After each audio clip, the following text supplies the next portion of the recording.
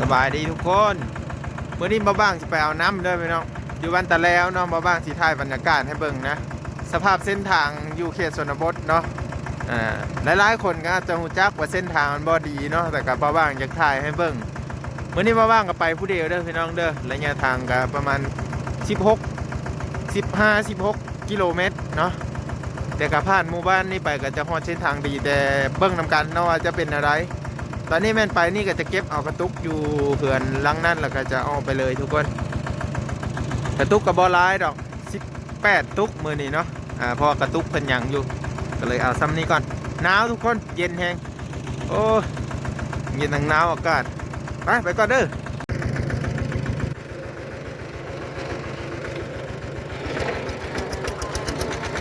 เราก็มาเริ่มออกเดินทางนำกันเลยทุกคนจะเราก็ขี่รถไถไปเนาะ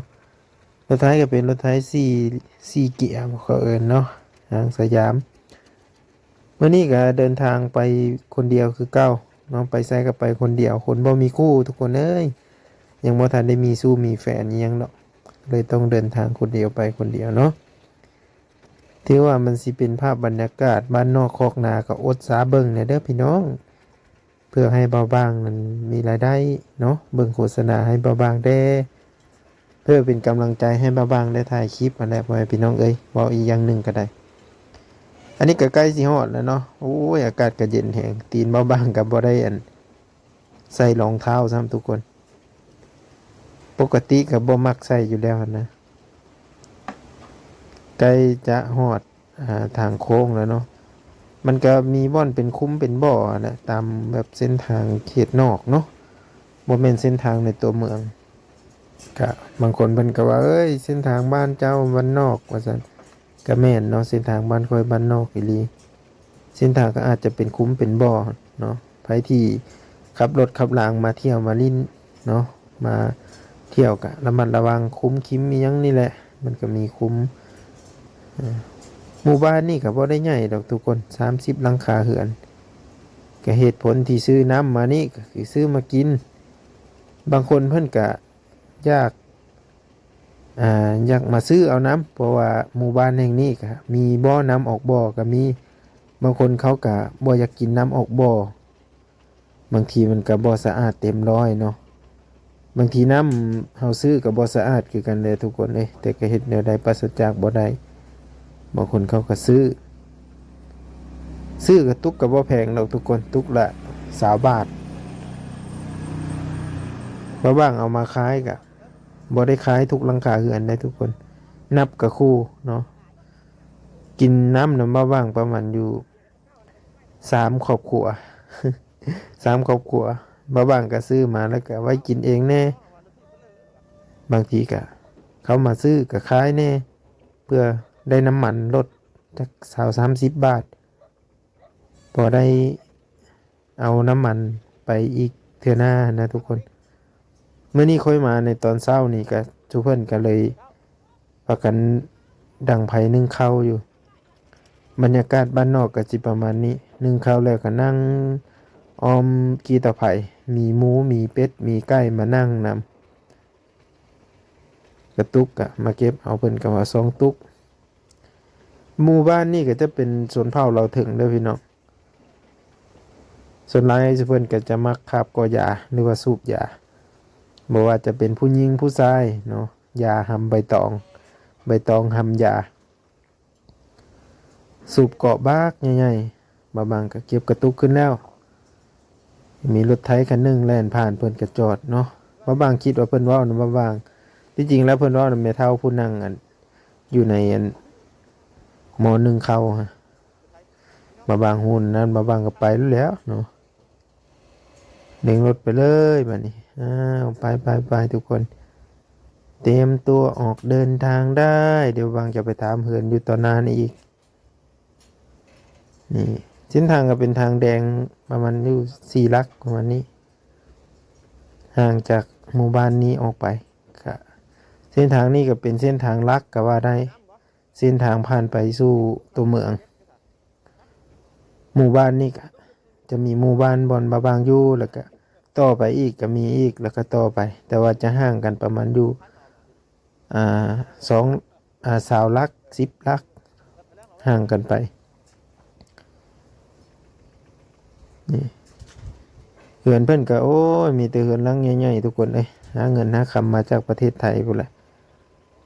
มีแต่บ้าว่างนี่แหละยังบ่ทันได้ไปทำงานอีหยังอยู่ยังเร่ร่อนแถวบ้านอยู่ก็อดซะเบิ่งบ้าว่างเด้อพี่น้องเฮ็ดให้มีรายได้แหน่เด้อเนาะ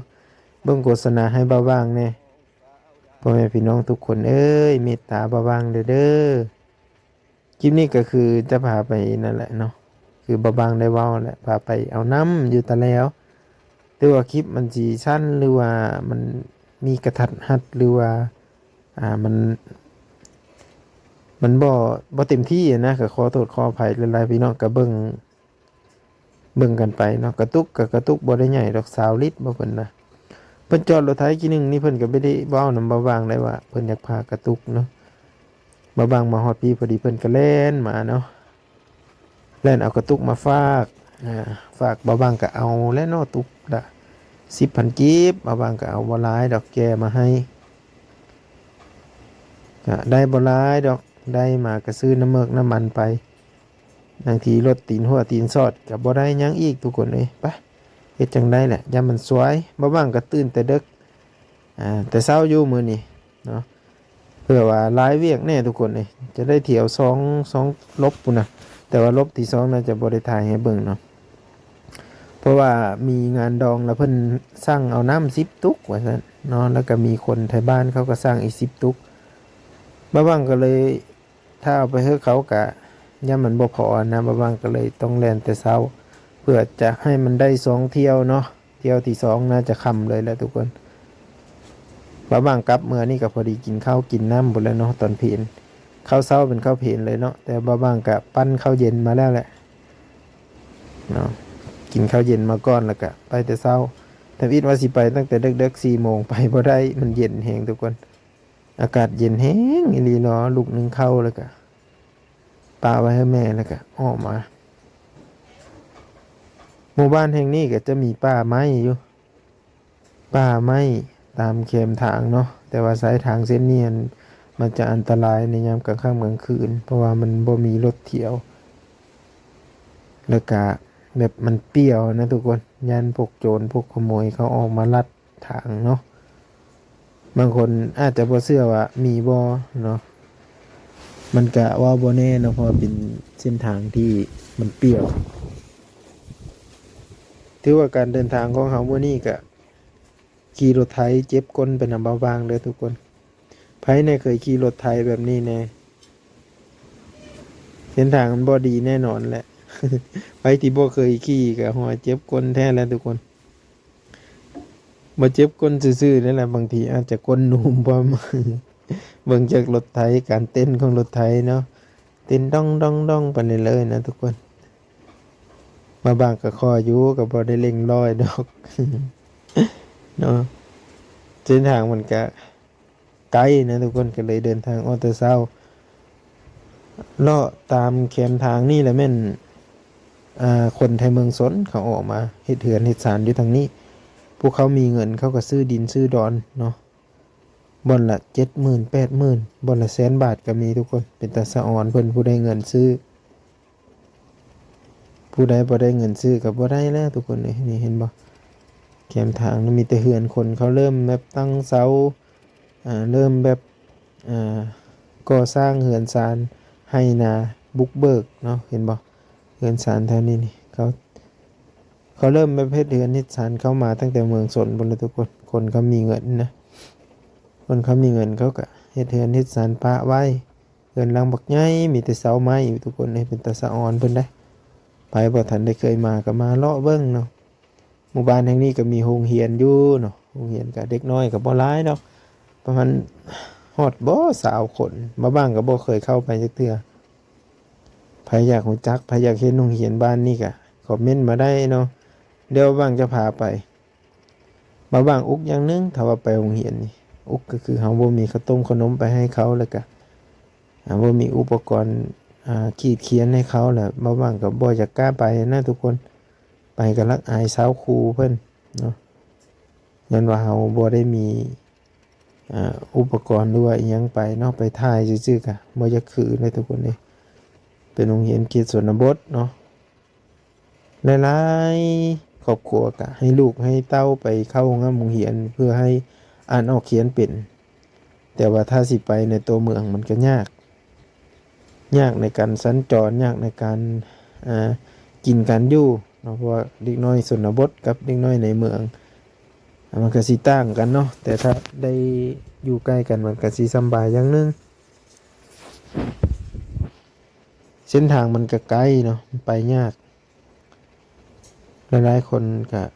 ให้ลูกให้เต้าเรียนอยู่ในบ้านบ่ได้ไปเข้าอยู่ในเมืองเป็นบางครอบครัวเท่านั้นที่ไปเรียนอยู่ในเมืองบางครอบครัวเพิ่นก็เฮ็ดกำแพงเนาะอ้อมรั้วยามเฮ็ดให้เฮ็ดนาก็สะดวกสบายเนาะบ่ต้องแบบไล่งัวไล่ควายอีกเนาะใส่น้ำมักจับใส่ตะนางเรียบร้อยอยู่สบายเนาะฮอดยามไล่งัวก็บ่ต้องมาวนไล่งัวไล่แบะอีกทางนี่อันถ้าเป็นยามพ้นนี่แถวบ่อนนี้นี่จะมีขี้ตมหลายแฮงทุกคนเอ้ยจนไปบ่ได้บางทีก็ได้ไต่คันนาเขาแหละย้อนว่าทางมันเปื้อนเนาะ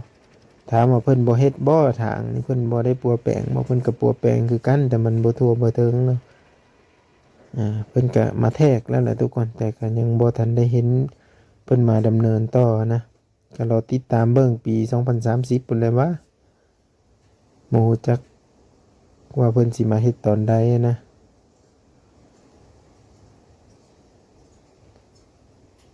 ขี่รถไถก็ถ้าเฮาบ่แนมเบิ่งตีนมันก็ย้านตีนมันหลุดทุกคนเอ้ยต้องเบิ่งตีนหลังนำกีหนึ่งนี้บาบางก็เบิ่งตีนหลังมันย้านแบบมันหัวมันแวบมันซอดนะทุกคนเนาะมันย้านแบบเฮาเดินทางแบบนี้ก็ใกล้สิฮอดหมู่บ้านแล้วทุกคนไปอีกประมาณอยู่2 ลักก็ฮอดทางดำมาบ้างก็อยากพาพ่อแม่พี่น้องพา FC นี่แหละมาเบิ่งเส้นทางอยู่บ้านบาบางเนาะเส้นทางอยู่บ้านนอกกับเส้นทางอยู่ในเมืองมันก็สิแตกต่างกันบางคนเพิ่นว่าโอ้ยเส้นทางบ้านเจ้าคือเป็นตาเจ็บก้นแต่ขี่รถไถแน่นอนแล้วเนาะทุกคนว่าเส้นทางบ้านบาบางมันก็เป็นอึกกระทึกคุ้มคิมแถวนี้จะเป็นแบบพวกนายทุนเข้ามาปลูกกกวิกเนาะหรือว่ากกยูคาหลายเลยนะทุกคนเป็นหลายเฮกตาร์เลยเนาะนาไผที่บ่ได้เสียภาษีเป่าว่างเขาก็จะเอาเฮ็ดเป็นส่วนรวมเนาะเขาก็จะให้พวกนายทุนพวกพ่อบ้านเขาอะนะพวกนายทุนก็จะเอามาให้พวกจีนพวกอิหยังนี่แหละมาปลูกต้นวิกบางคนเขามีดินมีดอนร้ายเขาก็ซื้อเอาเบี้ยมันแล้วก็มาปลูกเองเลยพอฤดูนั่นเขาก็ขายเลยตัดขายอันนี้จะเป็นขี้ดินทรายแล้วนี่บอลเอาไปขี่รถจักรก็ยากทุกคนเลยไปนี่ก็จะเป็นหมู่บ้านหนึ่งอีกเนาะหมู่บ้านแห่งนี้ก็ชื่อว่าหมู่บ้านสลีบ้านสลีแต่บ่ฮู้ดอกความหมายเป็นมาจังใดแต่ก็เป็นบ้านน้อยแคมทางเนาะติดแคมทางเลยแจกย้ายไปตามแคมทางว่าซั่นซะเพื่อความสะดวกสบายใกล้สิฮอดตัวเมืองแล้วทุกคนแล่นไปอีกประมาณลักปลายก็ฮอดตัวเมืองนี่ก็เขาเอิ้นว่าเมืองใหม่ต่อมาเขาก็เอิ้นเมืองสนบุรีปัจจุบันนี้เอิ้นว่าเมืองสนบุรีเป็นเส้นทางผ่านเอาเป็นจังได๋เฮาก็ไปติดตามเบิ่งบรรยากาศยาวๆนำกันเด้อพี่น้องเด้อเพื่อจะให้ FC ได้เห็นได้ชมบรรยากาศอยู่เขตชนบทเนาะเป็นจังได๋ก็ขอบพระคุณที่รับชมและติดตามเบิ่งมาย้อนหลังหรือมาใหม่ก็ดีเด้อพี่น้องเด้อยินดีครับทุกคนยินดีต้อนรับพี่ๆ FC ทุกคนที่น่ารักนะครับขอขอบพระคุณและเอ็นดูบ่าวบางด้วยนะครับขอบคุณครับ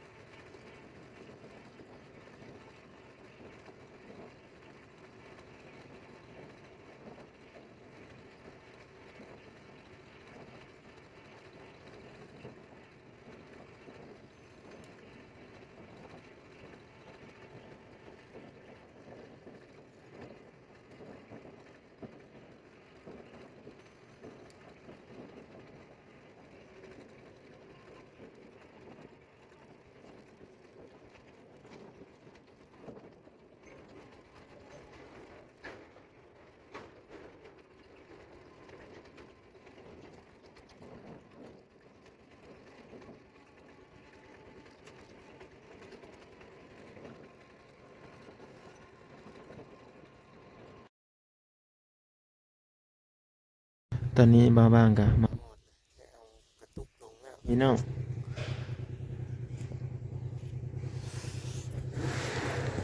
หนาวแหงเนาะมาหอดนี่ก็ได้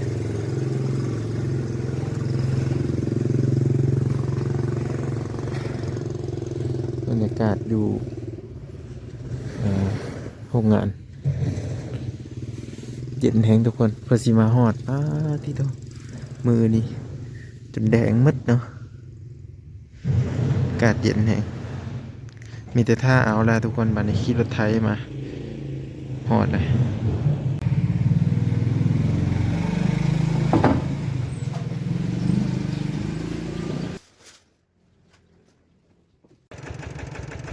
ตอนนี้ก็คือบ้าบ้างได้มาหอด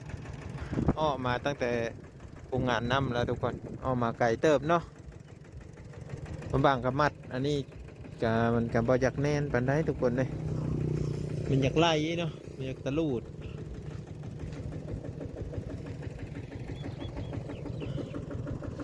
แต่ว่าบ่ตกแน่นอนเนาะ